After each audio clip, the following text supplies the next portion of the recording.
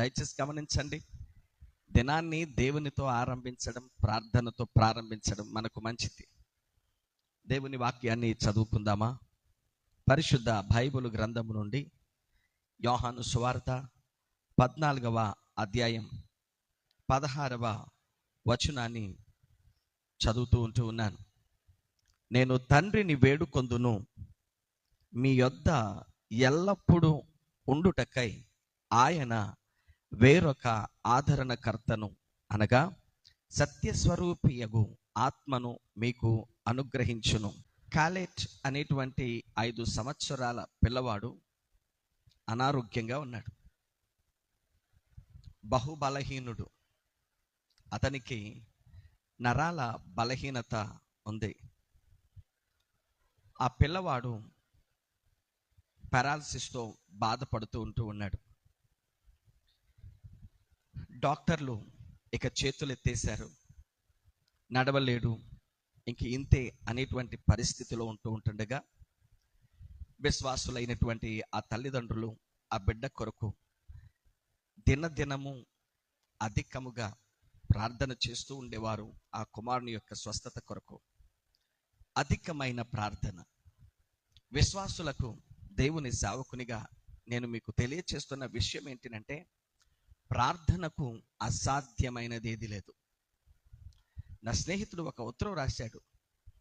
అతను అంటాడు, ఆనంద్, చిన్న ప్రార్థన చిన్న కార్యం చేస్తుంది, పెద్ద ప్రార్థన పెద్ద కార్యం చేస్తుంది, గొప్ప ప్రార్థన గొప్ప కార్యం చేస్తుంది అని చెప్పాడు.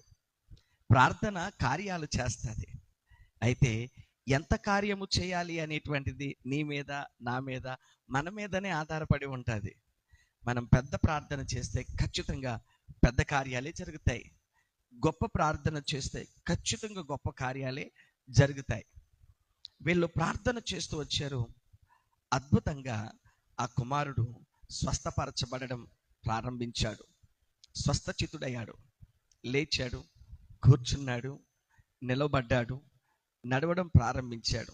అయితే అంతగా నడవలేకపోతూ ఉన్నాడు. స్కూల్కి జాయిన్ చేయించారు. నెమ్మదిగా నడుస్తూ ఉన్నాడు. ఎట్టకేలకు ఆ పిల్లవాడు బాగయ్యాడు. స్కూల్కి వెళ్ళేటువంటి పరిస్థితి వచ్చింది. ఈ కాలెట్ చక్కగా చదువుతూ ఉండేటువంటి వాడు, నడక మాత్రం సరిగ్గా ఉండేటువంటిది కాదు. అయితే ఒక రోజున తన తండ్రి ఆ పిల్లవాడిని చూడడానికి ఇంటర్వల్ టైంలో స్కూల్కి వచ్చాడు. స్కూల్కి వచ్చిన తర్వాత అందరూ బయటికి పరిగెత్తుకుంటూ వస్తూ ఉన్నారు. ఈ కాలెట్ మాత్రం నెమ్మదిగా ఒక్క అడుగు వేసుకుంటూ మెట్లు దిగుతూ ఉన్నాడు. ఈ సన్నివేశాన్ని తండ్రి చూస్తూ ఉంటున్నాడు. ఆ సన్నివేశాన్ని చూస్తున్నటువంటి తండ్రికి మరొక ఆశ్చర్యకరమైనటువంటి విషయము ఎదురైంది. ఆ నెమ్మదిగా ఒక్కడుగు వేస్తున్నటువంటి ఈ కాలెట్కి టైలర్ అనేటువంటి ఒక పిల్లవాడు, తన స్నేహితుడు, పక్కకొచ్చి నిలబడ్డాడు. రెక్కను పట్టుకొని నిలబడ్డాడు.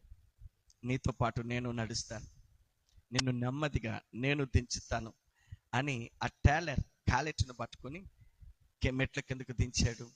ఆ టైం అంతా తనతో గడిపాడు.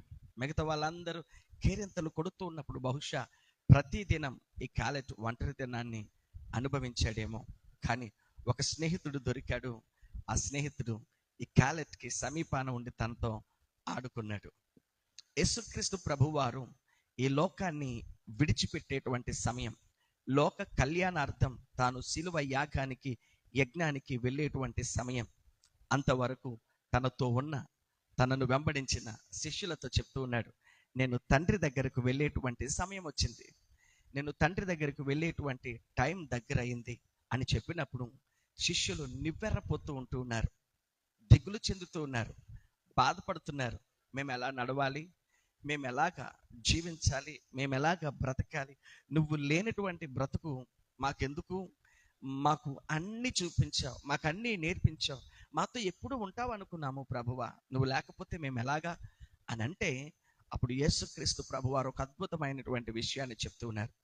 నేను వెళ్ళి తండ్రిని వేడుకుంటాను, మీ కొరకు ఒక ఆదరణకర్తయగు ఆత్మను పంపించమని.